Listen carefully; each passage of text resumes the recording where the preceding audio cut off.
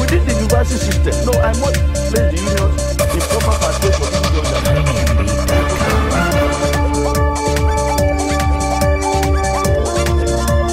Hello and welcome to the program. Now, it's no longer news that President Muhammadu Buhari is not in the best shape of health at the moment.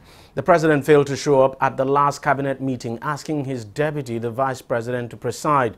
Now, after the meeting, the Minister of Information, Lai Mohammed, emerged to make the statement. Let's take a listen to what the Minister of Information had to say about the president's absence now at that meeting. We just concluded the President's Council meeting. I said, of course, you noticed that the president was not there. He was not there because he actually sent word that he wanted to rest today, and he asked the VP to preside over today's meeting. In addition, he also asked that all his files be taken home to him, and will be working from home today. Well, of course, as you would expect, the issue generated a lot of reactions. In fact, people are still talking about it to this moment. Among organizations that have reacted to it is the Civil Liberties Organization, CLO, which issued a statement saying it was conflicting that President Buhari, who was reported to be resting at home, would attend to files on national issues. The CLO president, Igo Akerega, advised the president to resign if his health could not sustain the pressure of work, adding that Nigerians would still respect him for his ardent fight against corruption. And the opposition People's Democratic Party, PDP, of course, would not let this opportunity to make a comment slip by. The party criticized the government for the statement calling for transparency and openness in the health condition of the president. Some senior lawyers, too, have also been wading in. Senior lawyers, of course, like Senior Advocate of Nigeria, Yusuf Ali, who actually disagree with the CLO and PDP, saying the president can actually work from anywhere and not compulsory that he must work from the office. Now, in the midst of all these arguments, the Minister of Information still came out to clarify his earlier statement, saying he never said the president would henceforth be working from home, but that for that day, when the cabinet meeting held, the president actually asked that his files be brought to him at home. Let's discuss this issue further. I'm being joined by Samuel Adeola, who is a lawyer. Thank you very much for coming on the program. First, let me just get your own take on all these arguments. Is it something that we should even be arguing over? It's just that the situation we find ourselves, because some of the time when we are discussing issues of national importance, we let something of this minute and to me very unnecessary to overtake issues that are very, very important. All the hula balloons that go with his health situation while he was away, by now I believe he should have. You want him back in the country, he's now in the country. You want him back in Aso Rock, he's in Aso Rock. Is that residence that he claimed he want to work from, is in Katsina, or is in Lagos, or is in outside Abuja, is still within the public, the confine of Aso Rock. I believe the seat of power is Aso Rock. So anything done within that vicinity is still being done by the president, and it's still being done by the presidency. So I just believe that we don't need all this. The constitution is clear. Because I've had in the course of argument, I've had some people telling me about him being incapacitated, and somebody actually asked me to define incapacitation. And I told the person that the word incapacitation is in relative terms. Depends on where you are looking at it. Somebody that can still use his brain, use his hands to write and give all that, cannot be said to be incapacitated because he's sick. That you are sick does not mean that you cannot give directive. Except if that's, and it's not as if there's any rule that says the president mustn't force it. Exactly. Section 144 is clear. It's unambiguous as to when somebody becomes incapable of carrying out his duty. The law says in subsection 1 that the National Assembly has to step in. Paragraph A said they have to set up a medical team. That medical team has some kind of terms of references in which they are going to work on, up to paragraph E or thereabout. And stated that until that is confirmed, the medical team confirmed of a truth, this man is incapable by reason of health challenge. That's when we can talk about him to resign or to be asked to step down. But if somebody said, because I heard clearly when Lai Mohammed said for today. So I don't know where our sensational journalists or journalism come from, where they say, and they remove or cleverly removed that for today from his statement. Except now that I heard it, they remove it from all intent and purpose. Every headline that I read were never stated for today. Never. You're quite right. Never stated for today. That the president would be working from home. That is what we heard. But the man was clear in his statement. I heard him clearly right now on your studio. That for today. So for today means that Wednesday, in which any other of them that are claiming to be more in love with Nigeria than many of us are CEOs, head of department, and thereabout. And they normally ask their driver to go to the office, go and bring the file, because I can no longer come to the office today. And they will treat the file, send it back. It is the same authority that they used while they were in office. It is the same authority that will attend to that file, and they will make the file. Would you say that to a large extent, it would appear, especially for those who are mounting pressure on the president, that they are actually not giving him the time to actually heal, so to speak? Look, the president is sick. He's come out to say he is sick. But when you begin to mount this kind of pressure, you just don't give him the time to heal. And it appears the president himself would appear to be allowing this pressure to get to him, because if not, some people, for instance, I would say, for instance, look, just go and take care of yourself. You have a deputy who has shown that he's capable of doing the job. He can stand in for you. Go and take care of yourself.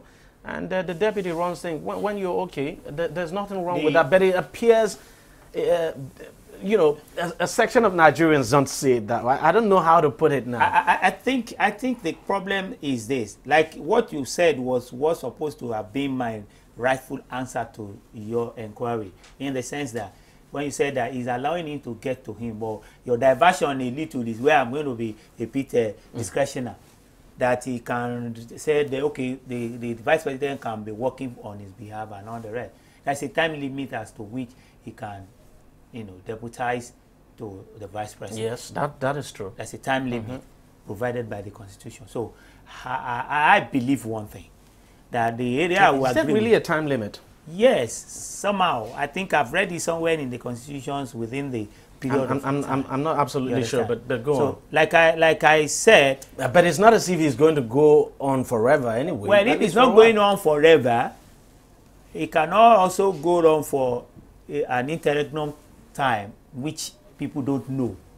Like, look at the time while he was going, transmitting of letter to the National Assembly, the time must be stipulated. And he stipulated that time. As soon as the time lapsed, Nigerians started making noise and shouting and not shouting and taking. But like you rightly said, he was the one that allowed this thing to get to him. So long as governance did not stop, so long as nothing stopped working in the country, I will continue. You want to see me? I am here. Right? You want me back in the country? I am in the country. But I am entitled to say I want to rest. I am entitled, just like any of us. Somebody just called me before. Because the impression that is being created is that if the president is not there to do it, that everything stops. But that's wrong. You see, it is hypocrisy. It is hypocrisy on the side of those people that reason that way. Because like I said, many of them are CEOs. Many of them travels abroad for more than 3 months to go and frolic and leave their businesses behind for the deputies and their managers. And their businesses goes on. Nobody queries them. And of course, wherever they are still in touch. And wherever they are in touch. Just the same way that when the president came back from his trip, he said that Vice President Osibajo always contacted him on decision to take until the point that he had to tell him, oh boy, you are in charge. Whatever you do that is in consonance with your conscience and that which will bring good governance to the people, do it. Stop calling me. The same way any other managers or DMD that is quite loyal to his managing director, if that managing director is not a managing director of a conglomerate in which the DMD design the office, you get my point? If the managing director is not that of conglomerate where the DMD design the office, because if the DMD design the office, he will always be digging the hole where the managing director will not be able to come back. But if that is not the case, so long as that DMD, he has the authorities of the MD to continue where he stopped, regardless of when he comes back, like you rightly said, the man will be communicating to him, and he will be carrying out the duty as if he is the one doing it, regardless, except he puts some people in confidence that whatever I am doing, I'm talking to the MD, just like the vice president was doing while the president was away. I see no reason why we should be fixated on issues that are non-issues. To me, so even if he permanently said, okay, I want to work from home, home is Aso Rock. Aso Rock is the city, I mean, is the seat of power. It's the capital of Nigeria. It's where the president ought to be. Well, it appears some people are saying there's an office, a building within that seat of power. In my little apartment, I have a library there.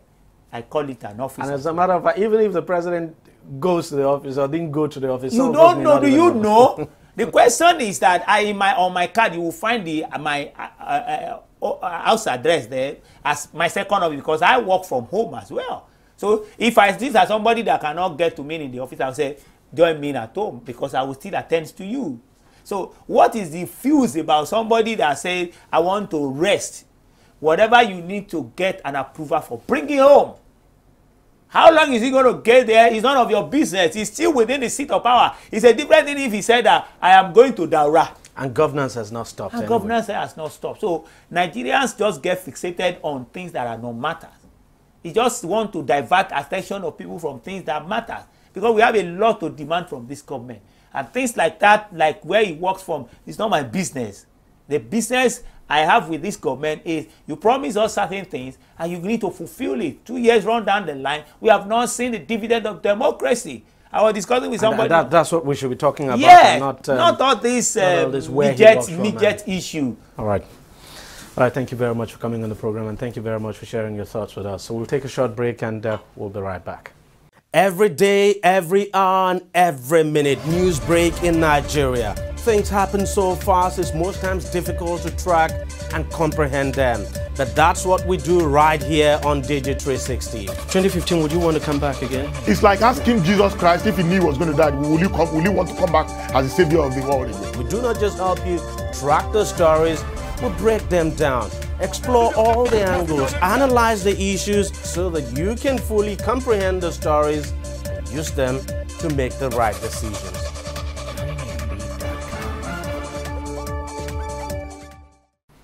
All right, welcome back. And joining me to continue this discussion is Olarewaju Ajanaku, who is also a lawyer. Mr. Ajanaku, thank you very much for coming on the program. Just give me your own take on this whole issue. Is it a debate that we should even go into in the first place, that the president did not attend the Federal Executive Council meeting? Of course, the Minister of Information that day eventually came out to say, well, that the president didn't attend. He was not feeling too well. He'd been advised by his doctor to rest for that day, and had asked that the files files be brought to him so that he could work on the files for that day, of course. And of course, we heard the minister say that we have the track of. But the way this has been spinned and everyone is talking about it, should it be the case? It shouldn't have been the case at all. It shouldn't have been brought to the fore. Well, people thought because of his absence, perhaps they could have some political gains from it. Are the ones bringing this to the fore? What about you're right, because any opportunity at all at making political gains. Yes, we have seen. You would expect people to take, especially the opposition. Exactly, because 2019 is just around the corner. Some people who seemingly were close to him or are close to him are making statements that will berate the position they are now.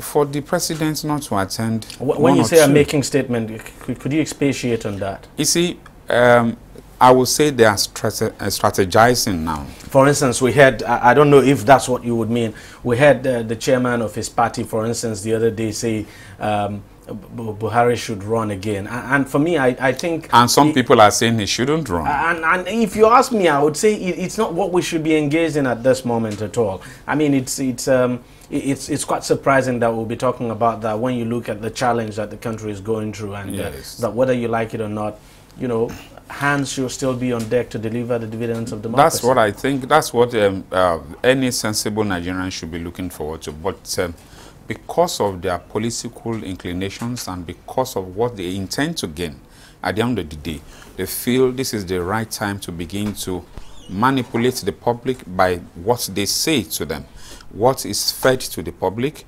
to to kind of persuade the certain section of the public to follow them. And if they feel, if they don't cash in on these little slips that they are seeing, or the perceived slips, I would say, there may not be good times for them to be able to come up to the public to sell themselves to them. But I want to believe, if the president says, bring my files to the house, he's not saying bring my files to any other place other than the same Aso Rock. His office is in Aso Rock. His villa, his office, his house is also in Aso Rock. Yes, that's it. One thing that I see is just a way of ensuring that it curtails the number of people coming to see him in the office. And the issue is the president could have been working from home all this while without people knowing it anyway. Exactly.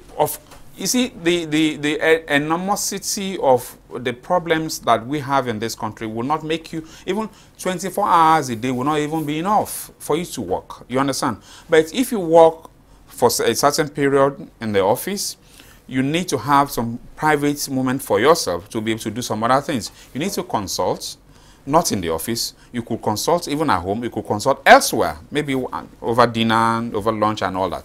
But opportunity for him to be able to really do some things will be to ensure that the number of people coming to see him are curtailed. If you don't reduce the number, this is his residence. You would not want to come into his residence the way you want to come to the office. The office is public, the house is not. So if he says, well, yes, I can work from home, why not? So is there any law? Does the Constitution say he cannot work at home or work from home? No.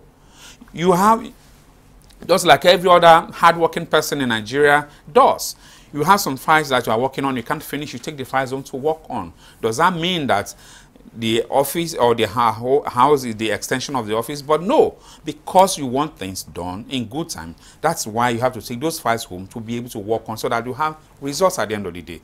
But I want to believe that what we should be talking about really shouldn't be the issue of presidents working from home or not. No, it should be on how to be able to move this country forward, on how the Nigerians will have better and meaningful living. That should be the crux of the matter. And why do you think anytime the president delegates the vice president to act for him, like preside over a Federal Executive Council meeting and all of that, it becomes a big issue? Even the vice president... I see the vice president cannot do the job, or I really don't get it. You see... Why does it because become an it is issue? political. It's political. People are saying that, well, yes, there are some things and there are some people. There are some things and some people, things that the president will say, and some things that people want to say to the president, and that they feel the president will readily agree to.